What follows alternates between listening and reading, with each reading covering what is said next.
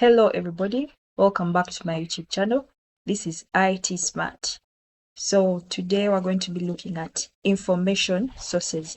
In our previous video, we're having an introduction to information literacy, talking about information literacy, the skills, and then I was like, in our next video, which is today, we're going to be talking about information sources. So what are information sources? First of all, information sources refer to any materials, records, or documents that provide data or knowledge on particular subject.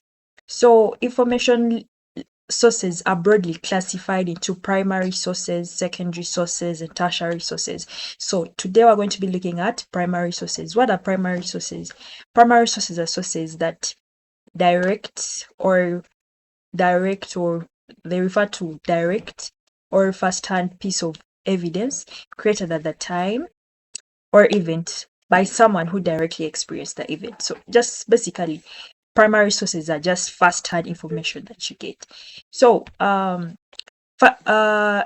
examples of primary sources include historical documents, legal documents such as the court cases or government legislations, personal letters, diaries, autobiographies, newspapers, magazines published at the time of the event, before or at the time of an event. So those are basically examples of primary sources. So primary sources also have characteristics. For example, originality.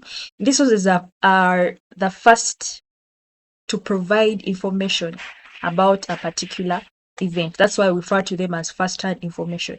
They are unaltered. They're just direct records that offer original thought or raw data. So yeah, what that brings us to raw data.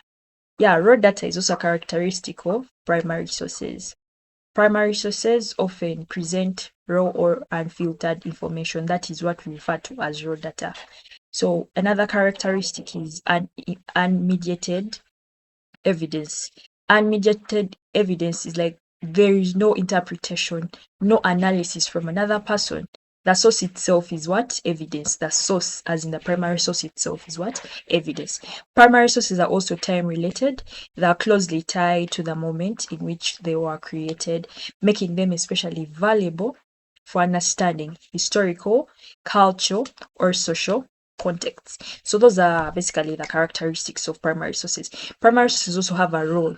They're essential in fields that require original data or first-hand accounts. That's why we refer to them as first-hand information. Primary sources have pros and cons. Pros and cons, we refer to them as disadvantages and advantages, or pros are advantages, whereas the cons are disadvantages. So, disadvantages or advantages or effects of primary sources. The first pro we can have is primary sources offer direct access to the past or first-hand accounts. They provide authenticity, original thoughts, and raw data. We already saw what raw data is. Raw data is like unfiltered information. Yeah. So primary sources also facilitate new insights and original analysis. Original analysis, in fact, these are got from the first-hand information that we are looking at.